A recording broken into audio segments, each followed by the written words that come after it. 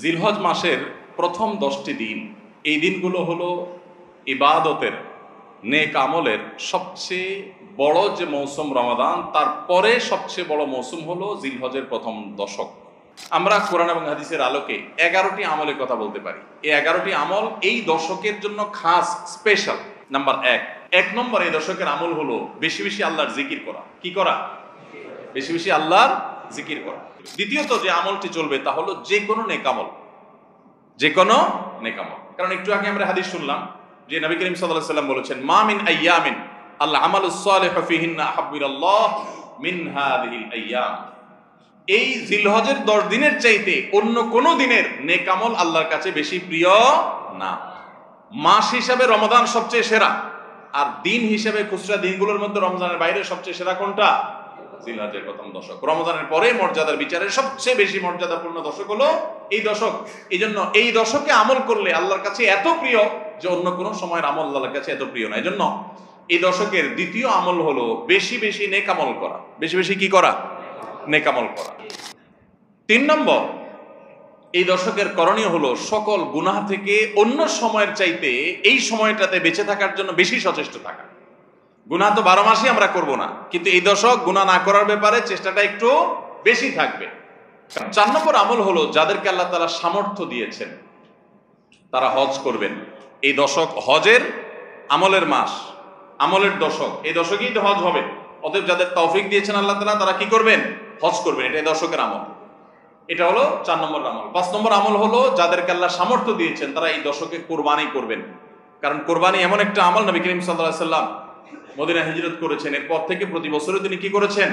কোরবানি করেছেন। আল্লাহ নির্দেশ করেছেন, ফাসাল্লি লিরাব্বিকা ওয়ানহার, তুমি তোমার রবের নির্দেশ পালনার্থে নামাজ আদায় করো এবং কোরবানি করো। তো এই জন্য ঈদুল আজহা অর্থাৎ এই জিলহজের প্রথম দশকের শেষ দিন অর্থাৎ 10ম দিনে কোরবানির আমলটা করা, এটা যাদের সামর্থ্য আছে তাদের জন্য প্রযোজ্য। এই দশকের একটা আমল হলো কি করা? কোরবানি করা। কয়টা আমল গেল? 5টা।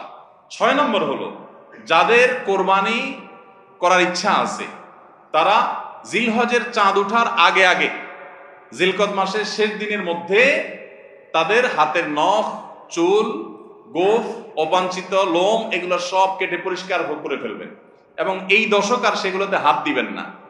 কোরবানি করে তারপরে সেগুলো পরিষ্কার করতে চাইলে করবেন, এই দশকে আর হাত দিবেন না। নবী সাল্লাল্লাহু আলাইহি ওয়াসাল্লাম বলেছেন, মান আরাদা আন ইউদাহিয়া ফালা ইয়াখুয মিন শা'রিহি ওয়া আযফারিহি শাইআ। যে ব্যক্তি কোরবানি করার ইরাদা করেছে, নিয়ত করেছে, সেই জন্য তার চুল, নখ এগুলো না কাটে ওই 10 দিন। জিলহজের চাঁদ উঠছে আর কাটবেন না, চাঁদ উঠার আগে আগে কেটে ফেলবেন এবং কোরবানির পরে যায় কাটবেন। এই 10 দিন বিরত থাকা। তবে অন্য আরো বিভিন্ন রিওয়ায়াত থেকে, বর্ণনা থেকে বোঝা যায় যে এই আমলটা শুধু যিনি কোরবানি করবেন তিনি নন, যিনি কোরবানি করবেন না, কোরবানি করার সামর্থ্য নাই, তিনি এই আমল করতে পারেন, তাহলে আল্লাহ তাআলা তাকে কোরবানি করার সওয়াব দান করবেন।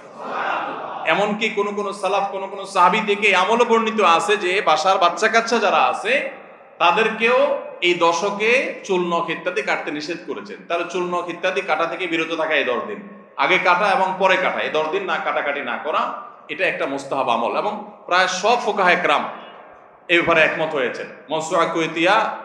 মাওসুআ ফিকহিয়া কুয়েতিয়ার মধ্যে লেখা হয়েছে যে ইত্তাফাকাল ফুকাহা, সব ফকিহগণ প্রায় একমত যে এই দশকে যিনি কোরবানি করবেন তিনি তো বটেই, কোরবানি যিনি করবেন না তাদের তরফ থেকেও চুল, নখ এগুলা কাটা থেকে বিরত থাকা মুস্তাহাব। তাহলে 6 নম্বর আমল গেল চুল, নখ ইত্যাদি এই দশক না কেটে থাকা। 7 নম্বর আমল হলো এই দশকে বেশি বেশি তাকবীর পাঠ করা। 8 নম্বর আমল হলো এই তাকবীর, তাহমিদ, তাহলিলটাই বিশেষভাবে পড়া। 7 নম্বরটা হলো সাধারণভাবে রাত দিন যতক্ষণ পারেন বেশি বেশি পড়বেন, কোনো সময় ফিক্স নাই, এবং 10 দিন ফুল। আর 8 নম্বর আমল হলো এই তাকবীরটাই নির্দিষ্ট সময় নির্দিষ্ট দিনগুলোতে বিশেষভাবে পড়া। সাধারণভাবে তো পড়বেনই, আর বিশেষভাবে পড়বেন। বিশেষভাবে কখন? আইয়ামে তাশরিকে। আইয়ামে তাশরিক কাকে বলা হয় ভাই?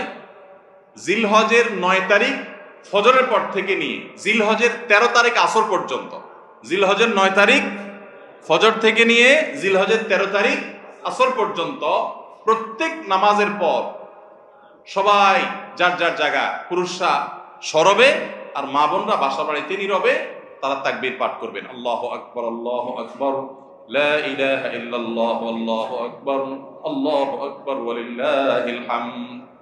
প্রত্যেক নামাজের পরে একা একা পড়েন আর জামাতে পড়েন, সর্বাবস্থা। জামাতে পড়লে ইমামের সাথে তাল মিলায় পড়তে হবে জরুরি না, প্রত্যেকে যার যারটা শেষে পড়বেন। মনে থাকবে তো ইনশাআল্লাহ? তাহলে 8 নম্বর আমল হলো আইয়ামে তাশরিক, অর্থাৎ জিলহজের 9 তারিখ থেকে 13 তারিখ পর্যন্ত প্রত্যেক নামাজের পরে তাকবীরগুলো জোরে জোরে পাঠ করতে থাকবো ইনশাআল্লাহ।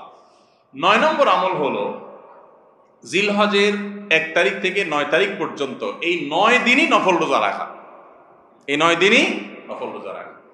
10 নম্বর আমল হলো স্পেশালি বিশেষভাবে আরাফার দিনে অর্থাৎ জিলহজের 9 তারিখে রোজা রাখা। জিলহজের 9 তারিখে কি করা? রোজা রাখা। প্রথম 9 দিন সাধারণ, আর বিশেষভাবে 9 তারিখের গুরুত্ব আরো বেশি, কারণ নবী করিম সাল্লাল্লাহু আলাইহি সাল্লাম বলেছেন, সিয়াম ইয়াউমি আরাফা আহতাসিবু আলাল্লাহি আন ইউকাফিরা সানাতাল্লাতী ক্বাবলাহা ওয়াল্লাতী বাদাহা। আরাফাত দিনের রোজা অর্থাৎ জিলহজের 9 তারিখের রোজা, এই রোজার সম্পর্কে আল্লাহর কাছে আমার ধারণা, আল্লাহর প্রতি নবী সাল্লাল্লাহু আলাইহি সাল্লাম বলছেন যে আমার ধারণা যে এই রোজার বিনিময়ে আল্লাহ তাআলা 1 বছর পূর্বের আর 1 বছর পরের, অর্থাৎ আগামী 1 বছর এবং গত 1 বছরের গুনাহ আল্লাহ তাআলা মাফ করে দিবেন। 11 নম্বর আমল হলো ঈদুল আজহার সমস্ত সুন্নাতগুলো আমল করা। ঈদুল আজহার অনেকগুলো সুন্নাত আছে না, এই সুন্নাহগুলো সবগুলো আমল করা। ঈদুল আজহার যে সুন্নাহগুলো আমল সাধারণত হয় না, গোসল আমরা করি, সুগন্ধি আমরা ব্যবহার করি, আলহামদুলিল্লাহ, অন্য অনেক সুন্নাত আমরা আমল করি, কিন্তু যে সুন্নাতের আমল সাধারণত হয় না তার ভিতরে একটা হলো ফজরের নামাজ মহল্লার মসজিদে এসে পড়া, ভোর রাতে আগে আগে উঠা। অন্য সময়ের চাইতে ঈদের দিন ফজরে মুসল্লি আরো আমাদের মসজিদে কম থাকে, কারণ চাঁদ রাতে তামাশা করে বেড়ায়, ফজর নামাজ মিস হয়ে যায়। তো ইমানদার সেটা করতে পারেন না, ঈদের সুন্নাহটা বিশেষভাবে আদায় করার চেষ্টা করা দরকার, অর্থাৎ জামাতের সাথে ফজর নামাজ পড়া দরকার, আগে আগে উঠা দরকার। ঈদের দিনের সুন্নাতগুলোর মধ্যে থেকে একটা।